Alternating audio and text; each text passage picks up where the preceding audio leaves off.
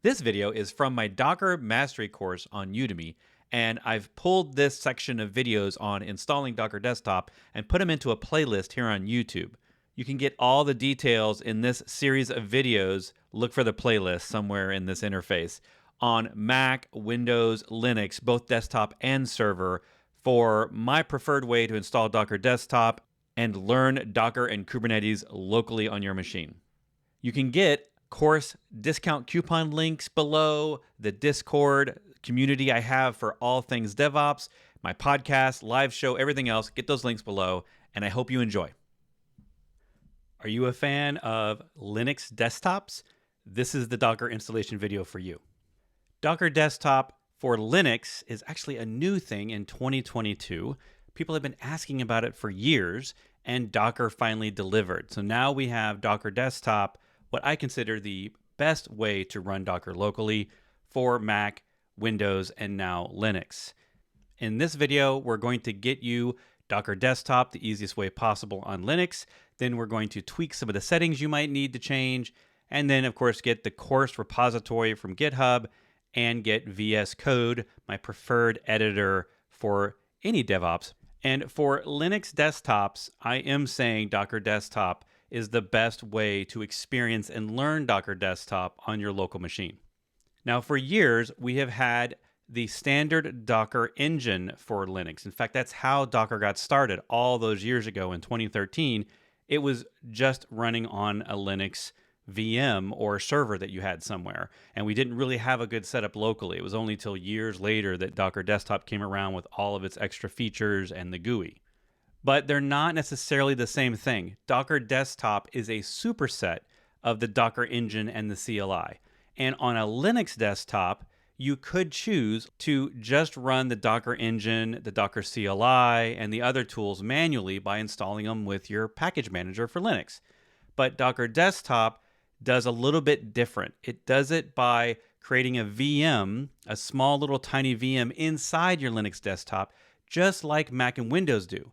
One of the main reasons Docker chose to do this, instead of just installing a GUI that manages the Docker engine installed on your host OS, which you could do, but Docker Desktop on Linux, it chooses to do it exactly the same way as Mac and Windows for many reasons. One of them is to give a consistent user experience across all three OSs for running local containers.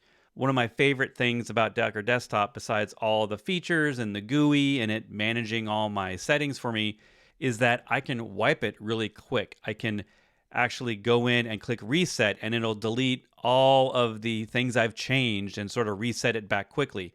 With a host Docker engine, that's one of the things you don't get. Now, you could use both. In fact, the Docker Desktop that I'm going to recommend you install here, I recommend you really just stick with that for now. But if you're someone who already knows a little bit about Docker and you prefer to just keep it simple, command line only, you could install the standard Docker engine. For that, the next video will focus on Docker engine for Linux server, because that's really a command line only solution, and that would be my normal Linux preferred option for you until now that we have Docker Desktop for Linux. So Docker Desktop for Linux is a superset of that. And again, it provides all those benefits of running in a VM, and it's better isolated, and you can quickly delete it and recreate it. It automatically updates all the versions of things. It runs over a VPN. All the things that maybe the raw standard Docker engine and command line, which again, next video for that one, they don't necessarily give you. But you don't have to choose. You can actually run both on your Docker Desktop if you wanted. It's going to be a little confusing at first since you're still just learning Docker, but you can actually use Docker command line, something called Docker context, to switch between one or the other. So you can have your command line control either the one in the VM with Docker Desktop or the one running natively on your host OS, talking to the host kernel. It's up to you. I'm going to focus on this video on just Docker Desktop alone without even bothering with the host Docker engine. I'm going to leave that to the next video, which is more about servers. Now, if you are a Linux desktop user, which probably means you're pretty good at Linux, like it's probably not your first day on Linux, you're going to need to pay attention to the details and the requirements of the setup here. It's way more steps and it's way more detailed than doing it on Mac or Windows. It's just the simple nature of Linux desktops. It's usually more involved. You probably have to install some extra requirements. You may have to check your host OS, and not every Linux distribution will work. Docker is making it work more and more on various Linux desktop distributions, but yours may not work.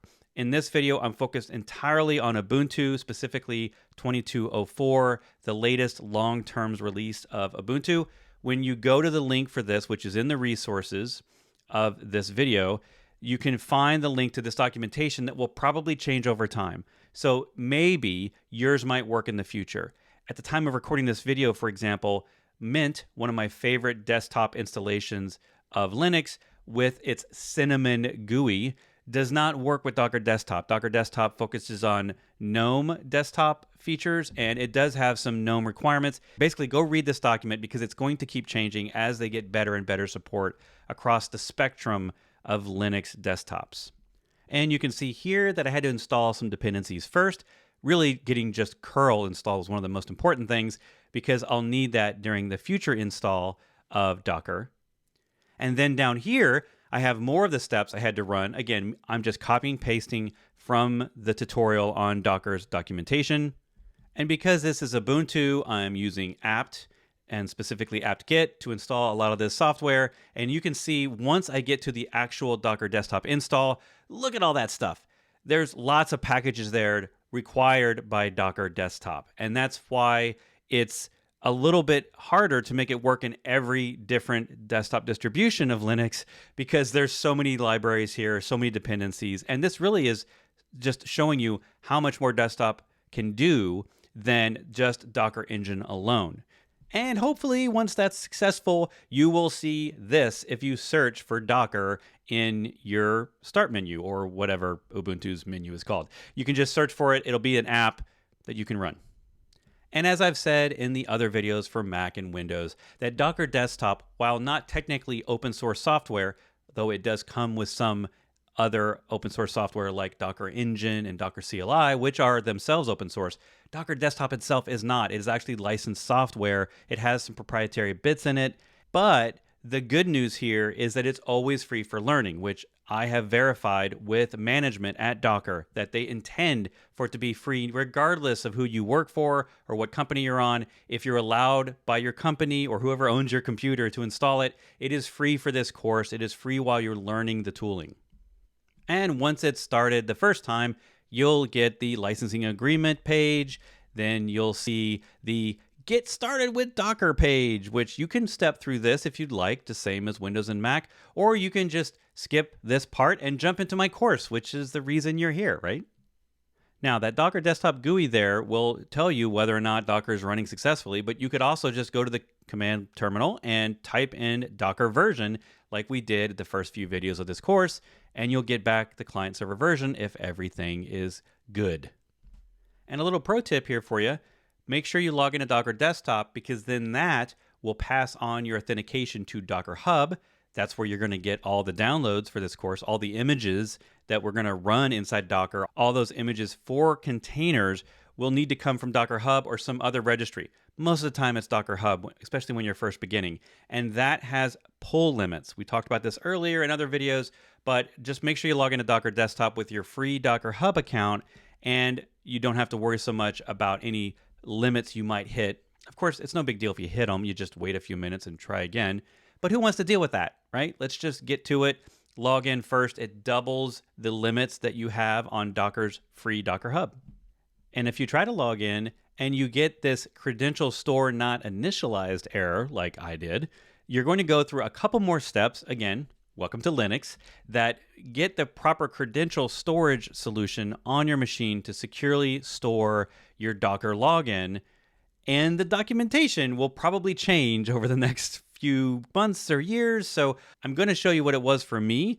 I simply needed to set up a GPG key, but you may need a few more steps, or it might be easier for you on yours once Docker solves some of these problems with automation. And again, the link for these are in the references for this lecture, but you will jump over here to documentation and basically run a GPG command to create a key, and then you'll use the pass tool to use that key and protect your login. And you'll know that you're done and it's working when you actually click the login button somewhere in the Docker interface. There's 3 or 4 places to click it. And if you click that and then you get this nice login screen, that means it's working and you can continue with your Docker ID. Now that you've logged into Docker and it's working, let's look at the settings to do a couple of tweaks that you might need for this course.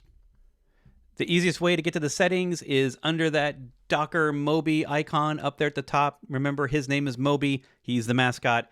Settings are over here. Click it. Because Docker Desktop runs in a VM, you have resources to configure. Now, Docker has conservative defaults, which means you probably want to bump them up. Personally, I don't mind bumping those up to a lot because I don't run Docker all day, every day. When I'm using it, I'm running it and it's using some resources. But when I'm not using it, I just quit or pause it and it's not using really any of these resources. I usually give it more CPUs and more RAM, somewhere between 6 or 8 gig if I can. If you don't have that much, don't worry about it. Just give it enough to make things happy when you run Docker, and you'll know if things aren't happy because they'll be either really slow or you'll get back errors when it runs out of memory. Now, this little setting is an interesting one because it's similar to what we deal with on Mac and even Windows, where we're going to be sharing files later from our host operating system into the containers. Now, in this case, it's in a virtual machine, which means you're sharing files from your host, the source code, into a container inside a VM. So there's some special magic Docker has to do to share across the file systems of these 2 different operating systems, the host into the container inside a VM. So you want to make sure that the directories where you store your source code are over there. And the default includes your home directory. So I just recommend always clone your code into your home directory on your local machine. It has the right permissions. It's automatically set up to share by default. And I just generally recommend that for all of my code. And I typically just put it inside home/Brett/code. I just put everything inside that code directory that I download from GitHub or any other source code. Now, if you've heard about VS Code, I think I mentioned it in every video in this section. It is my favorite code editor, but you don't have to be a developer to use it. In fact, I think it's now the best way to edit infrastructure as code files, DevOps files, sysadmin files, scripts, anything you might do on the non-dev side of tech. I still think Visual Studio Code is the best way to do it. And it runs on every OS. It runs on Linux. So download that. And then in a few videos, you'll be seeing my recommendations on your setup for VS Code. But really, it's just about extensions, my favorite extensions, which VS Code will actually just recommend to you when you open the files. It'll say, hey, you open a Terraform file. Would you like to install the Terraform extension? Or, hey, you have Docker installed. Would you like to install the Docker extension? It does all that for you. So really, you don't have to watch my VS Code video, but I do try to give you a few extra tips there. And finally, you just want to clone the repo from the course. The lecture earlier with all the links in it in this section for downloading all the different Docker things you need includes the repo that you want to get. And you're just going to click that link there, the little green button, and that'll give you the URL that you would use in a git clone command to download this entire course repo, which you'll be using throughout the course. And that's it. If you're a Linux desktop user, you should be fully set for the remainder of this course with all the tools you need, and have fun.